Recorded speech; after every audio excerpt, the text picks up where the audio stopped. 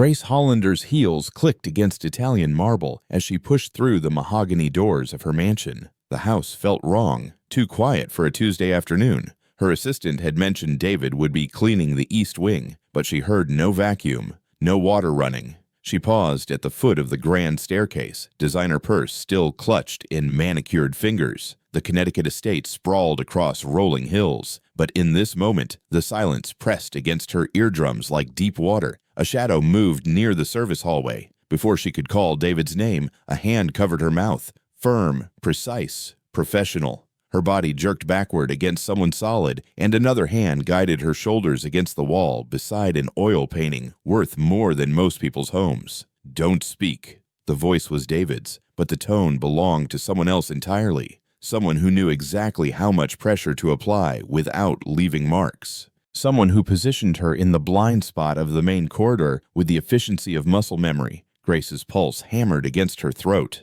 The man holding her wasn't the soft-spoken janitor who'd worked her estate for 8 months, who asked about her daughter's school schedule and always knocked before entering any room. This man's grip suggested he could snap her neck as easily as he polished her silverware. His finger touched his lips, and she caught the scent of industrial cleaning solution mixed with something else. Gun oil. Footsteps echoed from the direction of her home office. Heavy boots, not the rubber-soled shoes her staff wore. David's eyes, the same brown eyes she'd seen every morning when he brought her coffee, now held the calculating stillness of a predator measuring distance and angles. The leather of his work gloves felt warm against her cheek as he adjusted his hold. Through the gap between his fingers, she could see his other hand moving toward his utility belt where a mop hook should be hanging. Her eyes widened. This wasn't her janitor. David felt Grace's pulse against his palm, too fast, heading toward panic. In his peripheral vision, the security camera's red light stayed dark. Professional work. His mind split into tactical compartments. 3 sets of footsteps upstairs, one moving toward the kitchen, elevator motor running between 2nd and 3rd floors. The intruders had mapped the mansion's layout perfectly, which meant someone had provided floor plans. Someone with access. Grace's shoulders trembled beneath his steadying hand.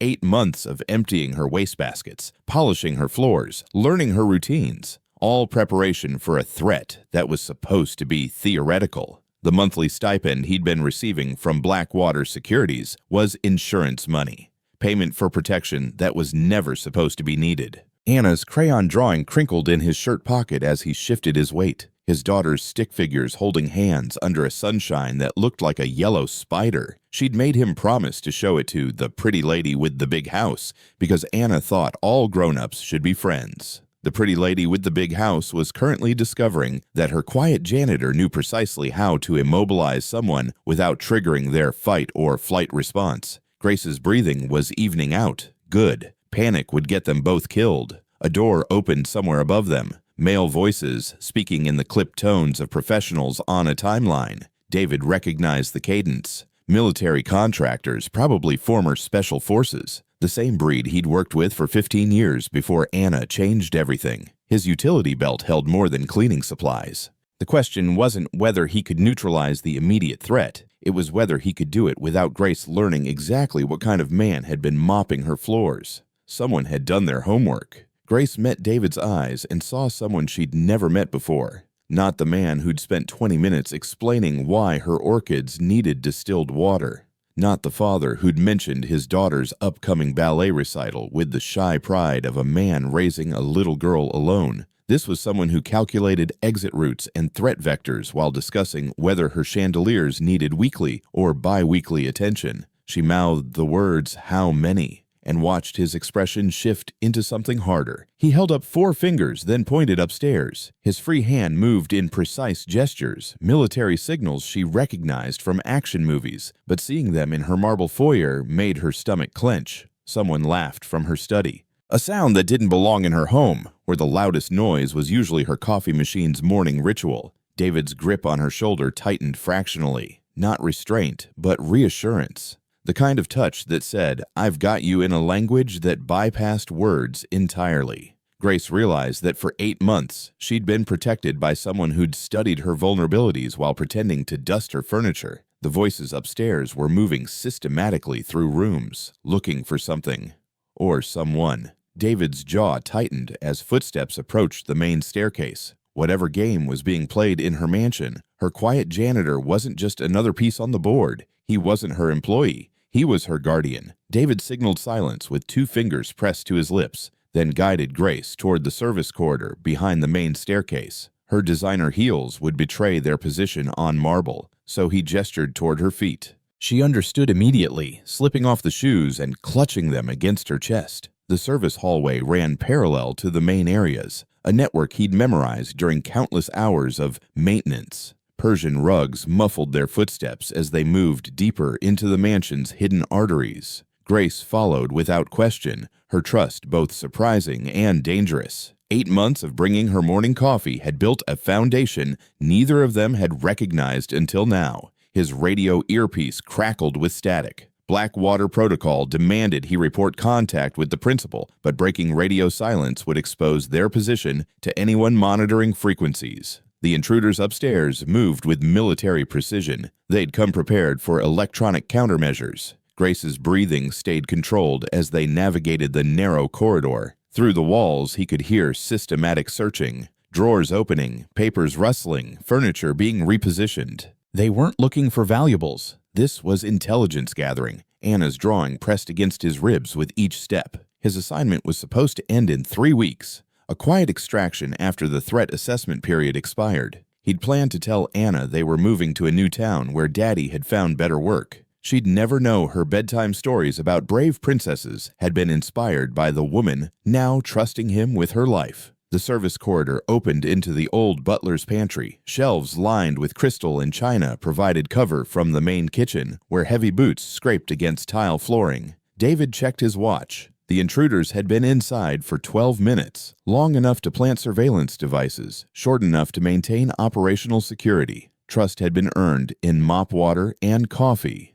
Grace recognized the voice drifting from her study before David confirmed her suspicions. Victor Crane's distinctive nasal tone, sharpened by 2 years of legal warfare and personal hatred. Her former business partner had lost everything when their biotech partnership dissolved. Laboratory, reputation, research grants that had taken decades to secure. She keeps the Hoffman files in the safe behind the bookshelf, Victor was saying. 3rd shelf, medical journals. Jonas said the combination hasn't changed since the renovation. Jonas. Her head of security, whose recommendations had shaped every safety protocol in the mansion. The man who'd insisted on David's thorough background check before hiring him for maintenance work. Grace's chest tightened as she realized how completely she'd been outmaneuvered. David whispered against her ear, his breath warm and steady. "How long since you've seen Victor?" 2 years. The patent lawsuit settlement. She kept her voice barely audible. He blamed me for stealing his research on cellular regeneration. Said I destroyed his life's work. Did you?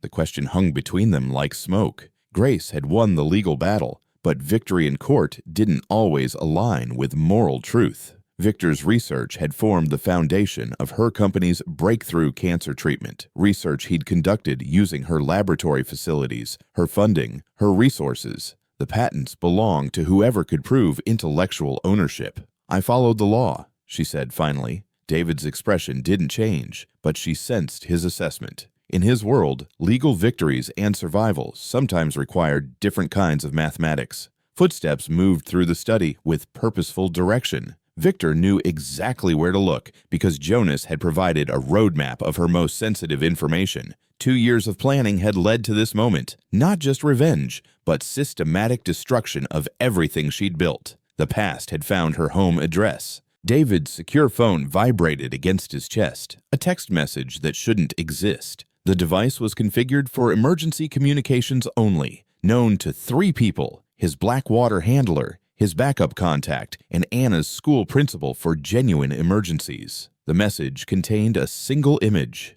Anna sitting at her small wooden desk in Mrs. Patterson's 3rd grade classroom, concentration evident as she worked on arithmetic problems. The photo had been taken from outside the classroom window, telephoto lens capturing details that required professional equipment and careful positioning. Below the image, text in clinical block letters, "She's safe. For now, bring Grace Hollander to Warehouse District Pier, 7 by midnight. Come alone or the girl disappears. David's professional control cracked for exactly 3 seconds. His breathing deepened, jaw muscles tensioned, and his grip on the phone tightened until plastic creaked. Grace watched his face transform as the implications settled between them like poison in still water. "Your daughter," she said, not a question. He showed her the screen, watching her process the escalation. This wasn't random criminal opportunity. It was surgical precision targeting every pressure point that mattered. Victor had studied David's life with the same thoroughness David had applied to protecting Grace.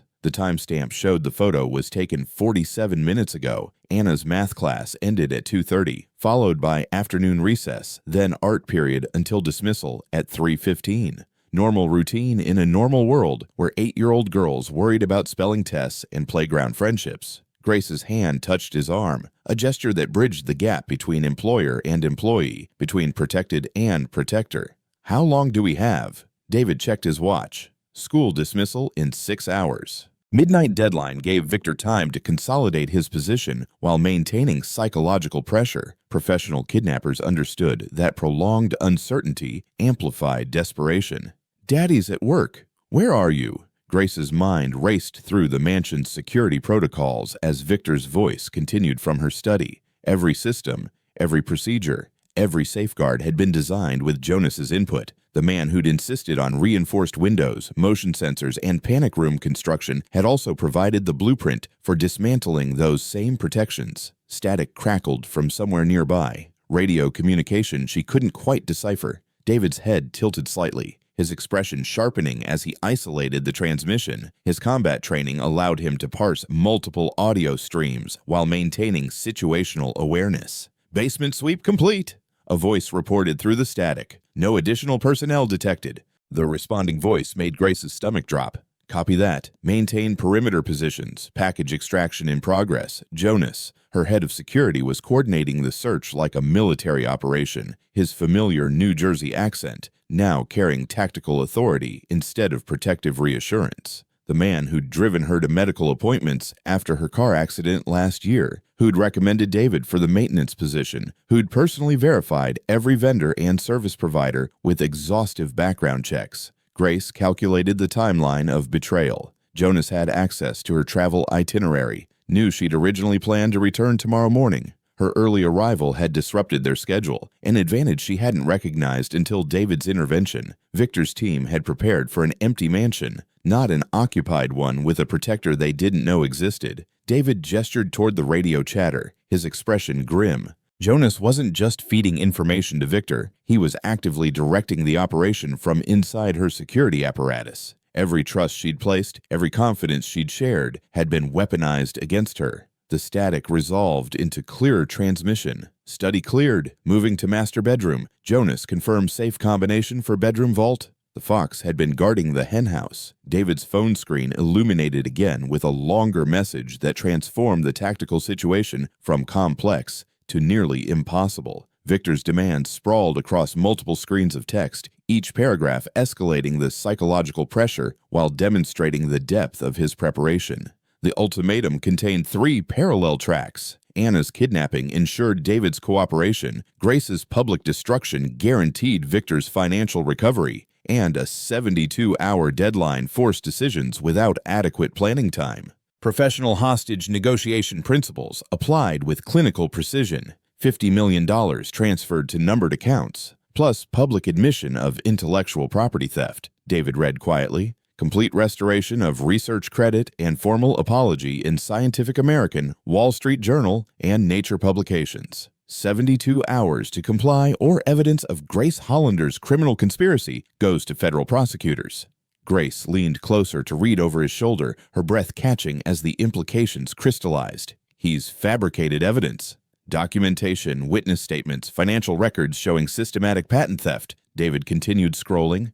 2 years of preparation. This isn't revenge, it's Victor's retirement plan. The phone displayed timestamps showing message preparation over several weeks. Victor hadn't acted impulsively after discovering Grace's early return. He'd constructed an elaborate framework designed to survive legal challenges while providing multiple exit strategies. Even if authorities eventually cleared Grace's name, the investigation process would destroy her reputation and business relationships.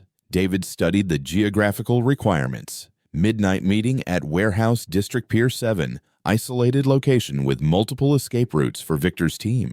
The waterfront provided helicopter extraction if ground transportation became compromised, professional planning that accounted for law enforcement response times and tactical intervention possibilities. Anna's photo appeared again, this time showing her walking hand in hand with a woman David didn't recognize. The stranger looked maternal, reassuring, exactly the type of person an 8-year-old would trust. Victor understood that successful kidnapping required cooperation, not terror. "He knows we'll come," Grace said. David nodded grimly. Victor had studied their pressure points with surgical precision. Anna's safety eliminated David's tactical options, while Grace's reputation guaranteed her compliance. The 72-hour window prevented outside assistance or careful planning. 3 days to end a war that started 2 years ago. David led Grace through a narrow doorway she'd never noticed in 8 years of mansion ownership. The entrance, concealed behind a panel of wainscoting in the butler's pantry, opened onto concrete steps descending into pre-war infrastructure. Her grandfather's renovation had modernized the mansion's visible spaces while leaving historical foundations untouched. The tunnel stretched 40 yards beneath manicured lawns, its walls lined with ceramic tile that had cracked over decades of settling. Water dripped steadily from overhead pipes, creating puddles that reflected their phone's flashlight beam. Grace's stockings absorbed moisture from the concrete as they moved deeper into the estate's hidden circulatory system. "Bootlegger tunnel," David explained quietly. "Original blueprints from 1927 showed 3 exit points. Your contractor sealed 2 of them. Missed this one." Grace realized David had studied architectural history beyond standard security protocols. His 8-month assignment had included comprehensive infrastructure analysis, mapping not just her daily routines, but the physical geography that surrounded them. Every cleaning assignment had been reconnaissance. The tunnel angled upward through clay soil emerging behind the mansion's greenhouse complex. David checked his watch before opening the exit panel. Jonas's security teams would complete their search pattern in 12 minutes, then expand to outbuildings. The greenhouse provided temporary concealment while offering access to David's real equipment. Humid air carried the scent of fertilizer and growing plants as they entered the glass structure. Orchids and tropical specimens created a jungle canopy that concealed storage areas filled with materials David had positioned over months of preparation. What appeared to be standard gardening supplies included tactical gear concealed within false containers. Grace watched David transform from janitor to operative as he accessed a waterproof case hidden beneath potting soil. Radio equipment, night vision devices, and weapons emerged from containers labeled with botanical names. 8 months of invisible preparation disguised as horticultural maintenance. The mansion had secrets even Jonas didn't know. Grace observed David's systematic gear preparation with fascination that overcame her fear. His movements carried practiced efficiency as he assembled communication equipment, checked weapon functionality, and configured devices whose purposes she could only guess. The transformation from maintenance worker to military professional happened with choreographed precision. "In Phoenix, this is groundskeeper," David spoke into a radio headset. "Principal compromised. Immediate extraction required. Hostile presence confirmed at primary location." The response crackled through static. "Copy groundskeeper. Extraction team en route. ETA 22 minutes. Maintain principal security until pickup." Grace realized she was listening to professional soldiers discuss her safety with the same detachment they might apply to weather conditions. Her life had become a tactical problem, requiring solution through predetermined protocols. David's calm coordination suggested this scenario had been rehearsed, even if the specific circumstances differed from training exercises. "Secondary complications," David continued. "Package 1 compromised, leverage established. Hostile has family member of groundskeeper." Package 1 meant Anna. Leverage meant kidnapping. The clinical terminology couldn't disguise the personal stakes that had transformed David's professional demeanor. Grace watched his jaw tighten as he discussed his daughter's safety, using military codes designed to prevent emotional interference with tactical decision-making. "Understood. Mission parameters changed to dual recovery. Authorization granted for enhanced response protocols." Enhanced response protocols. Grace didn't need military training to understand that David had just received permission to use lethal force. The protection assignment had escalated beyond surveillance and defense into active combat operations.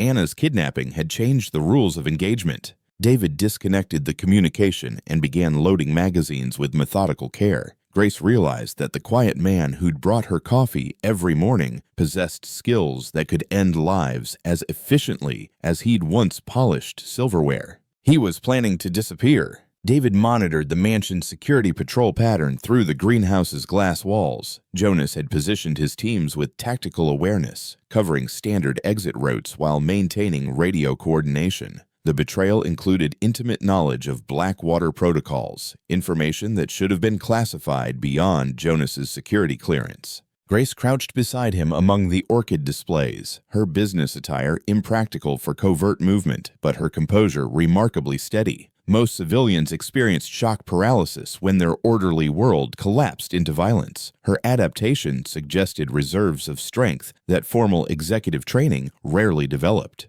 The extraction point lay 200 yards across open lawn, manageable distance under normal circumstances, impossible with professional surveillance. David calculated angles and timing while watching Jonas's teams communicate through hand signals. Former military contractors, equipped with night vision and suppressed weapons. "When I signal, we move directly toward the oak grove," he whispered. "Don't look back. Don't deviate from the path I show you. If shooting starts, drop flat and stay down until I come for you." Grace nodded, slipping off her remaining jewelry and securing her hair, small adjustments that demonstrated practical thinking under pressure. David appreciated partners who understood that survival often depended on seemingly minor details. He checked his watch against the patrol rotation, 40 seconds until the guard shift created a surveillance gap. The extraction team would approach from the north, providing covering fire if the escape attempt was detected. Standard Blackwater methodology, adapted for civilian protection scenarios. Movement in his peripheral vision triggered combat instincts before conscious recognition. Muzzle flash from the mansion's second-floor windows. Suppressed gunfire stitching across the lawn where they would have been walking. Jonas had anticipated the greenhouse route, positioned snipers to cover the most logical extraction path. David pulled Grace deeper into the plant displays as bullets shattered glass panels overhead. Fragments rained onto tropical leaves while automatic weapons fire splintered wooden supports. The greenhouse was collapsing around them, but retreat offered better survival odds than advancing across a kill zone. The chess game had started before David knew he was playing. Grace shed her designer heels and accepted the tactical vest David offered without hesitation. The weight distribution felt awkward across her shoulders, but the psychological impact was immediate. Transformation from vulnerable target to equipped participant. David's gear had been sized for someone approximately her build, suggesting contingency planning that extended beyond standard protection protocols. Basic weapon safety, David explained rapidly, placing a compact pistol in her hands. Finger off trigger until you intend to shoot. Point only at targets you're willing to destroy. Assume every weapon is loaded. If I go down, empty the magazine toward the biggest threat and run for the tree line. The metal felt heavier than expected, carrying implications that extended beyond its physical weight. Grace had attended corporate security briefings about executive protection, but holding an actual weapon transformed theoretical knowledge into visceral reality. Someone wanted to kill her badly enough that armed response had become necessary. David's radio crackled with updates from the extraction team. "Groundskeeper, we're taking fire from multiple positions. Mansion is fully defended. Recommend alternate extraction point." "Copy. Moving to secondary LZ. ETA 15 minutes. Grace watched David's tactical assessment process, calculating distances, evaluating threats, planning contingencies with the same systematic approach she applied to business strategy. Risk management principles translated across professional domains, though the stakes differed dramatically. "You're not helpless," David said, checking her vest's adjustment. "You've been running complex operations for years. This is just a different kind of problem that requires different tools." The insight surprised her. Grace had spent 8 months viewing David as part of her household staff, someone whose primary qualifications involved maintenance skills and unobtrusive service. Now she realized he'd been studying her decision-making processes, leadership capabilities, and stress responses with professional thoroughness. She adjusted the equipment straps and checked the weapon's weight distribution.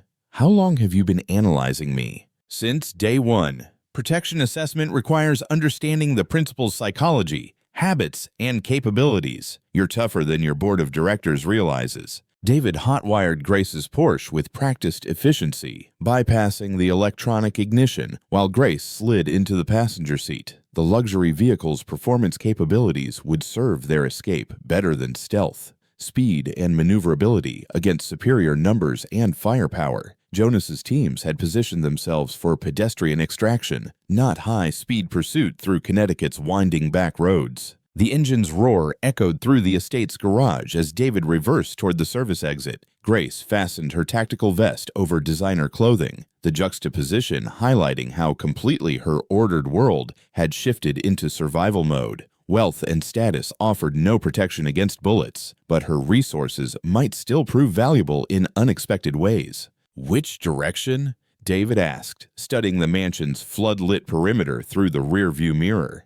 "North through Miller's Creek Road," Grace replied without hesitation. "Private development with security gates, but I know the access codes. Connects to Route 7 without main road exposure." David processed her tactical thinking with approval. Grace understood terrain advantage and surveillance avoidance, despite lacking military training. Business leadership had developed strategic assessment skills that translated surprisingly well to evasion scenarios. Muzzle flashes erupted from the mansion's windows as they accelerated through the gate. Bullets sparked off the Porsche's reinforced body. Aftermarket modifications David had recommended during his security assessment 8 months ago. Grace's willingness to invest in protection had been prophetic, though neither of them had anticipated the threat would come from inside her own security apparatus. The pursuit vehicles emerged from concealment positions as they reached the main road. Black SUVs with professional spacing and communication discipline, Jonas had prepared for multiple contingencies, including mechanized escape attempts. David's extraction had been anticipated, countered, and surrounded before it began.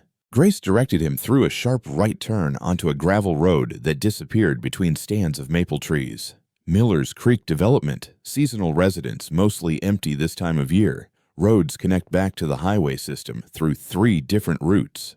The prey knew the hunting grounds better than the hunters. Grace used David's secure phone to contact Riverside Elementary while he navigated narrow roads at speeds that made her question the Porsche's suspension engineering. The device's encryption protocols were designed for military communication, but she needed to reach civilian institutions without triggering the kidnapper's surveillance network. "Riverside Elementary, this is Mrs. Henderson in the main office." Grace adopted the persona of a concerned aunt, modulating her voice to sound appropriately worried, but not panicked. "This is Sarah Mitchell, Anna Chen's emergency contact. There was a family situation, and I wanted to confirm her pickup arrangements." David's knuckles whitened on the steering wheel as he listened to Grace navigate the deception. Anna's safety hung on the school secretary's willingness to provide information to someone who wasn't officially authorized to receive it. Oh yes, Anna was picked up at 1:45 by her Aunt Lisa. Lovely woman, had all the proper documentation, and knew Anna's teacher's name.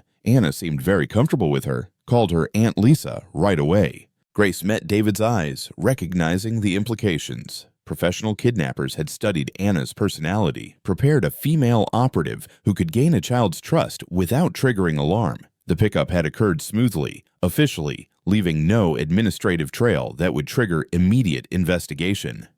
Did she mention where they were going? Something about visiting Anna's grandmother before her daddy got home from work. Anna was excited. She had her backpack and mentioned showing Grandma her art project. David's expression darkened. Victor's team had created a narrative that explained Anna's absence while providing psychological comfort for an 8-year-old girl, sophisticated planning that suggested expertise in child psychology alongside tactical operations. Grace ended the call and watched Connecticut countryside blur past the passenger window. Anna had been missing for over 2 hours, enough time to transport her significant distance from any location David might reasonably search. The trail was growing cold while they remained pinned down by pursuit and immediate survival concerns. Victor had been 3 moves ahead all along. David parked the Porsche behind an abandoned gas station 3 miles from the warehouse district, switching to tactical reconnaissance mode. The pursuit vehicles had lost them in Miller's Creek's maze of private roads, but approaching Victor's chosen battleground required careful planning rather than speed. Grace produced a tablet from her purse and accessed corporate databases through encrypted connections. Hollander Biotech considered purchasing warehouse space in this district last year. I have detailed surveys, property assessments, and architectural plans for 6 buildings in the target area. David studied the digital blueprints with growing appreciation for Grace's business resources. The warehouse complex included underground service tunnels, freight rail access, and multiple vehicle entrances, tactical advantages he couldn't have obtained through standard intelligence gathering. Building 7 connects to the old freight rail system. Grace pointed to the tablet screen. Underground tunnels run beneath the entire district, originally designed for cargo transport between warehouses and the river docks. Most companies don't even know the tunnels exist. Victor had chosen his location with characteristic thoroughness. Multiple escape routes, defensive positions, and geographical isolation from law enforcement response. But Grace's corporate intelligence provided David with architectural knowledge that Victor might not expect them to possess. The warehouse district sprawled across 40 acres of industrial decay. Buildings that had once housed manufacturing operations now served as storage facilities and light industrial workspace. Legitimate businesses operated during daylight hours, but evening brought isolation that favored clandestine operations. David used binoculars to survey the target area from their concealed position. Security lighting illuminated loading docks and parking areas, but deep shadows concealed potential sniper positions and surveillance equipment. Jonas's intelligence would have provided Victor with detailed knowledge of law enforcement response times and patrol patterns. "How recent are these architectural plans?" David asked. 18 months. The survey included structural engineering reports and utility infrastructure mapping. If the tunnels haven't been sealed, we might have access routes Victor doesn't expect. Finding one child in a maze built for hiding. Grace accessed her phone records through the corporate tablet, cross-referencing Jonas's communication patterns with meetings, security updates, and operational changes over the past 6 months. The betrayal timeline emerged with sickening clarity, a systematic intelligence operation disguised as loyal service. Monthly meetings with security consultants beginning 6 months ago. She read aloud. "Always scheduled during your cleaning assignments, David. Jonas made sure you weren't present for conversations about enhanced protection protocols." David continued surveillance of the warehouse district while processing the intelligence implications. "Victor has known about Blackwater protection since before my assignment began. The entire operation has been compromised from day one." Grace scrolled through calendar entries, expense reports, and vendor authorizations. Jonas had gradually introduced new security measures, camera placements, alarm system upgrades, personnel protocols that appeared protective but actually created vulnerability maps for Victor's planning purposes. Equipment purchases, staff schedules, even your background check went through Jonas's review process. Grace realized, Victor knows your training, capabilities, and tactical preferences. He's been building a profile for months. The phone records revealed communication patterns that extended beyond normal security coordination. Jonas had been reporting to Victor with intelligence updates, operational status, and principal activity summaries. Every meeting Grace attended, every travel plan she approved, every personnel decision had been transmitted to her enemy. David's radio crackled with Blackwater communication updates. The extraction team had withdrawn to secondary positions after taking casualties during the mansion assault. Professional military contractors had been outmaneuvered by an operation that possessed inside intelligence about their tactics, equipment, and protocols. "How deep does this go?" David asked grimly. Grace continued analyzing the digital evidence. Jonas recommended your hiring, suggested the specific cover identity, even proposed the assignment duration. Victor didn't just compromise my security, he helped design it.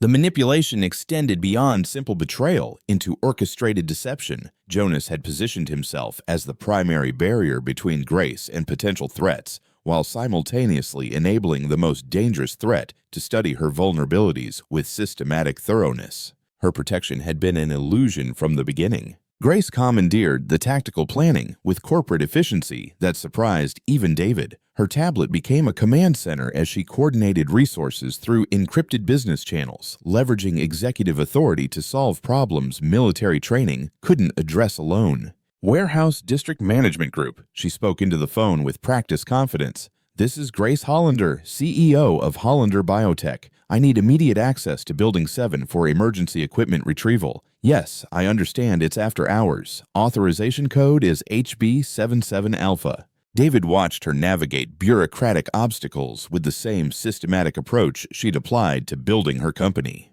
Corporate influence opened doors that tactical infiltration would require hours to breach. Her legitimate authority provided legal cover for their presence, something Victor's operation couldn't match. Building maintenance supervisor will meet us at the service entrance in 20 minutes, Grace reported. Full access to utility areas, architectural plans, and security system controls. The company owes Hollander biotech favors from our previous negotiations. David processed the operational advantages Grace's resources provided. His military background had focused on infiltration and direct action, but corporate power offered subtler tools for intelligence gathering and operational access. Business relationships became tactical assets when properly leveraged. Grace accessed shipping manifests and tenant occupancy records through her corporate database. Buildings 4 through 7 are mostly empty during evening hours. Limited security presence, automated systems only. Victor chose isolation, but that works both ways. The warehouse district transformed from hostile territory into map terrain as Grace's business intelligence revealed operational details. Loading schedules, utility access points, emergency protocols, and communication infrastructure. Information that would take reconnaissance teams days to gather through surveillance. "How do we use this against Victor?" David asked. Grace smiled with predatory satisfaction that belonged in boardroom negotiations. "I'm calling an emergency safety inspection. Fire department, building safety, utility companies. Victor's operation becomes illegal assembly in violation of municipal codes. He'll have to move or risk official attention." David recognized strategic thinking that complemented his tactical capabilities. Grace had identified leverage points that military training hadn't considered. Regulatory pressure that could force enemy repositioning without direct confrontation. Power meant more than muscle in the right circumstances. David reviewed their joint operational plan with professional assessment, recognizing that Grace had evolved from protected asset to indispensable partner. Her strategic contributions now exceeded his tactical capabilities in several critical areas: resource access, legal authority, and institutional relationships that money couldn't purchase quickly. "Corporate helicopter for extraction after Anna's rescue," Grace outlined. "Flight plan filed as emergency medical transport. Legitimate authorization through our hospital partnerships. Victor's team won't expect aerial extraction backed by medical emergency protocols." David nodded approvingly. Standard military extraction would face significant law enforcement complications, but medical emergency transport operated under different legal frameworks.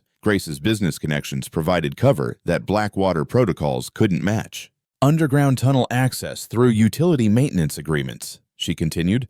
"Hollander Biotech maintains emergency response contracts with municipal services. We can approach Building 7 through infrastructure Victor doesn't know we can access." The role reversal was complete. Grace had stopped being the mission objective and become the strategic architect of their operation. David would handle direct action and tactical engagement, but Grace's resources and authority had transformed their approach from desperate rescue attempt into coordinated assault with institutional backing. "Oh, what about Jonas's intelligence advantage?" David asked. Grace's expression hardened with executive determination. "Jonas knows your capabilities, but he doesn't know mine. Victor planned for protecting a helpless CEO, not partnering with someone who controls significant corporate infrastructure. We're changing the rules of engagement." David checked his equipment while processing the psychological implications. 8 months of protection assignment had created genuine partnership that neither standard protocols nor Victor's planning had anticipated. Their unspoken communication now flowed in both directions: tactical signals and strategic coordination. Grace handed him building access cards and authorization codes. "I'm not asking you to protect me anymore, David. I'm asking you to let me help rescue your daughter." The personal stakes crystallized around professional partnership. Anna's safety depended on combining David's tactical skills with Grace's strategic resources. Neither could succeed alone, but together they represented capabilities Victor had not prepared to counter. The countdown timer on David's phone showed 18 hours remaining. Midnight deadline approached, but they now possessed advantages Victor's intelligence gathering hadn't revealed. Grace's transformation from protected asset to operational partner had shifted the tactical balance. She stopped being the mission. She became the solution. David accessed the warehouse district's underground tunnel system through a municipal utility entrance Grace's corporate credentials had opened without question. The tunnels stretched beneath decades of industrial development, their concrete walls lined with pipes and electrical conduits that hummed with mechanical activity from buildings above. Grace's business tablet provided real-time mapping through municipal infrastructure databases, showing their position relative to Building 7's basement level. The corporate authority that had seemed irrelevant to tactical operations now provided navigation tools military reconnaissance couldn't match. Thermal imaging shows multiple heat signatures in Building 7, David reported through his headset. At least 6 adults, one smaller signature that matches Anna's profile. Grace monitored building security systems through her corporate access, watching camera feeds and motion detector displays. They're moving her every 2 hours. Pattern suggests they're rotating between buildings 5, 6, and 7 to prevent static targeting. David processed the intelligence implications while navigating tunnel intersections that hadn't appeared on standard city maps. Victor's paranoia about rescue attempts had created operational security that made traditional extraction nearly impossible. Static assault on a single location would likely result in Anna being moved before they could reach her. The tunnel system provided concealed observation points beneath each building. David used thermal scope equipment to track movement patterns while Grace coordinated surveillance through legitimate building monitoring systems. Their combined intelligence gathering revealed operational details that neither could have obtained independently. Guard rotation every hour, Grace reported. Radio communication between buildings suggests centralized coordination. Victor's managing this personally rather than delegating to subordinates. David recognized Victor's psychological profile, control obsession that prevented delegation of critical decisions. The pattern suggested vulnerability if they could force Victor into reactive decision-making rather than allowing him to maintain operational initiative. Grace's tablet displayed building occupancy records and utility consumption data. Unusual electrical usage in Building 7's basement level, significantly higher than normal industrial lighting would require. David realized Victor's operation involved more than simple hostage containment. The power consumption suggested sophisticated equipment, communication gear, surveillance technology, possibly medical monitoring for Anna's well-being. Professional kidnapping with resources that indicated substantial financial backing. Victor was keeping his prize in motion. Grace found Jonas in Building 7's administrative office, coordinating security operations through multiple radio channels while monitoring surveillance displays that showed approaches to all warehouse buildings. His professional demeanor hadn't changed, but the context transformed familiar efficiency into something sinister. "Grace," Jonas said without surprise, as if her arrival had been anticipated. "David's training is excellent, but you shouldn't be here." "Neither should you," Grace replied, stepping into the office with tactical confidence David had taught her. "Unless betraying your employer has become standard security protocol." Jonas's expression shifted toward something resembling regret rather than guilt. He gestured toward a photograph on the desk, a teenager in soccer uniform with Jonas's distinctive features and confident smile. "Victor has my son, 16 years old, honor student, never hurt anyone in his life."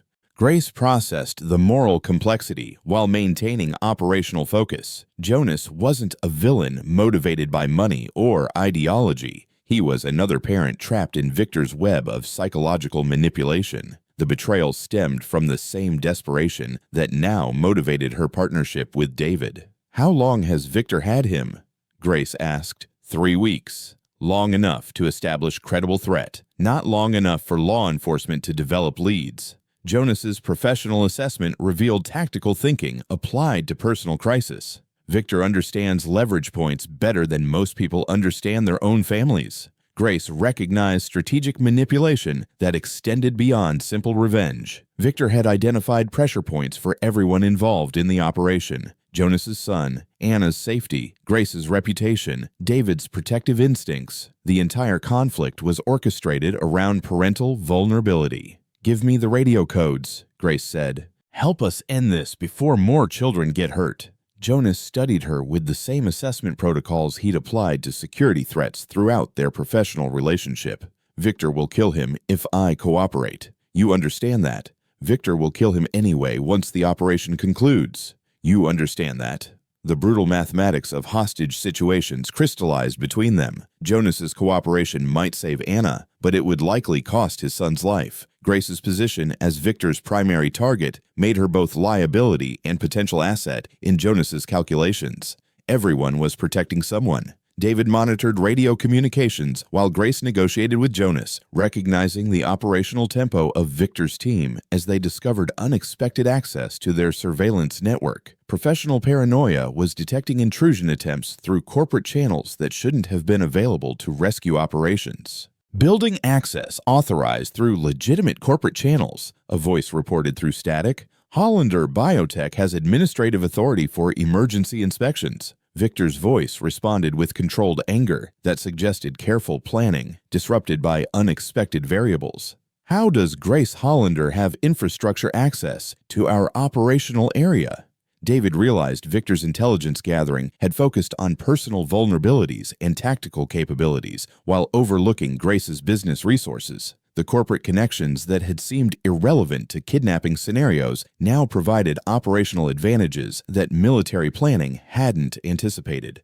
Fire department inspection scheduled for 1900 hours. Another voice reported, municipal safety compliance requires building evacuation during hazardous materials assessment. David smiled grimly as Grace's strategic thinking forced Victor into reactive positioning. Regulatory pressure was compelling enemy displacement without direct confrontation. Corporate warfare applied to tactical situations with devastating effectiveness. Victor's radio discipline deteriorated as operational security collided with legitimate authority. Cancel the inspection. Pay whatever bribes are necessary. Negative. Fire department reports federal oversight involvement. Homeland Security protocols activated due to anonymous tips about chemical storage violations. Grace had weaponized bureaucracy against Victor's operation, creating legal pressures that couldn't be resolved through traditional countermeasures. Government inspection would expose Victor's team to official scrutiny while forcing premature movement that could create rescue opportunities. David's tactical radio crackled with updates from Blackwater extraction teams. Groundskeeper, target area experiencing official pressure. Recommend accelerated timeline for Package 1 recovery. Victor's voice cut through radio chatter with dangerous calm. Operational timeline advanced. Package extraction in 2 hours instead of midnight. All units prepare for immediate departure. The trap was closing from both sides. Grace watched David disappear behind a shipping container as Victor's security team surrounded their observation position with tactical precision that suggested professional military training. Her partner's capture unfolded with horrible efficiency. Coordinated movement that trapped him between multiple angles of fire before he could establish defensive positioning. The operation had been anticipated, countered, and neutralized through intelligence advantages that Grace's corporate resources couldn't overcome. Jonas's betrayal extended deeper than building access and security protocols. He'd provided Victor with real-time updates about their infiltration attempt. David's voice carried clearly across the warehouse floor as zip ties secured his hands. Grace, maintain position. Continue mission without direct support. Professional discipline under capture, maintaining operational security, even while facing interrogation and probable execution. Grace realized David was sacrificing himself to preserve her freedom of movement and ability to continue rescue operations independently. Victor emerged from concealment with the satisfaction of someone whose careful planning had overcome tactical improvisation. Miss Hollander, your janitor's training is impressive, but you're operating in my environment now. Grace remained hidden among shipping containers while processing the tactical situation. David captured, Anna's location still unknown. Extraction timeline compressed to less than 2 hours. Standard rescue protocols required abandoning the mission and seeking outside assistance that wouldn't arrive in time. Her phone displayed Anna's photograph, the 8-year-old girl who'd become central to David's identity as protective father. Grace realized that walking away meant accepting Anna's death alongside David's probable execution. The mathematics were brutal, but clear. David's tactical training had prepared her for independent operation when primary assets were compromised. His capture wasn't mission failure. It was transition to solo operation using resources and capabilities Victor hadn't prepared to counter. Grace accessed her corporate helicopter through emergency medical protocols while David's voice carried across the warehouse. Tell Anna her daddy kept his promise. The personal stakes crystallized around professional determination. David had protected Grace for 8 months. Now she would protect his daughter using every resource her business empire could provide. The student was about to graduate. Grace approached Building 7's service entrance wearing corporate identification and carrying a tablet loaded with legitimate building inspection documentation. Her transformation from kidnapping victim to authorized municipal representative required only confidence and the institutional authority that 8 years of business leadership had developed into second nature.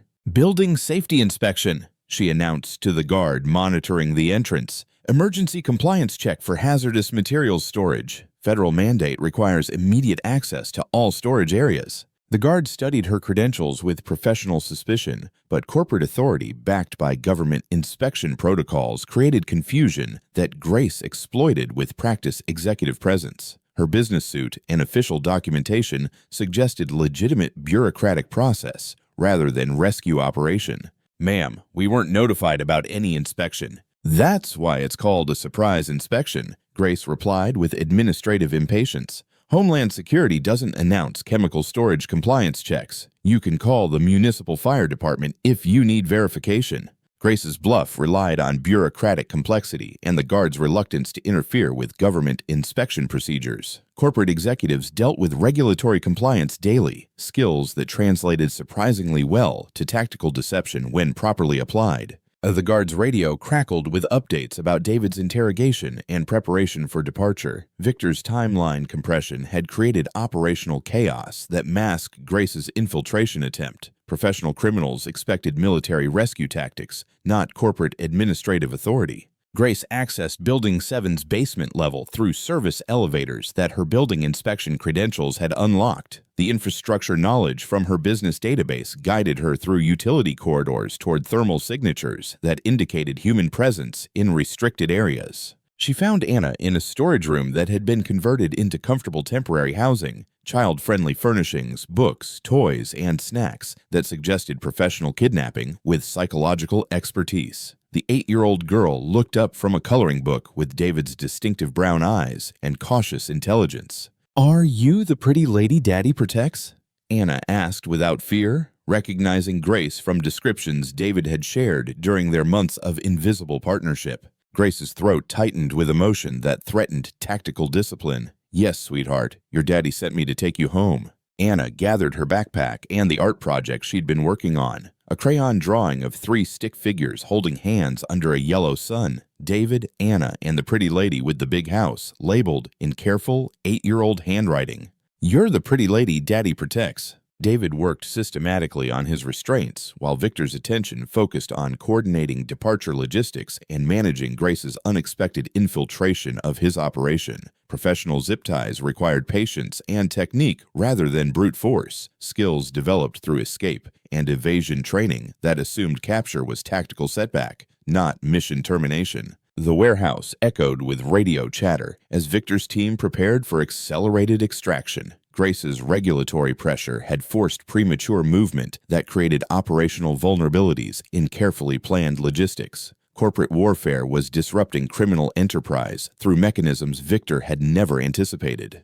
Building inspection located unauthorized personnel in restricted areas. A voice reported through static. Municipal Fire Department requesting immediate evacuation of all occupants. David recognized Grace's strategic manipulation of bureaucratic systems, using legitimate authority to create pressure that criminal operations couldn't counter through traditional means. Her business resources had weaponized municipal compliance procedures against Victor's military planning. Victor's professional composure cracked as governmental oversight threatened his operation with official scrutiny. "Abort current location, move Package 1 to secondary site immediately." The zip ties loosened as David applied steady pressure to the plastic restraint system. His escape training had prepared him for exactly this scenario, using enemy focus on external threats to create opportunities for tactical reversal. Grace's voice carried through the warehouse's communication system.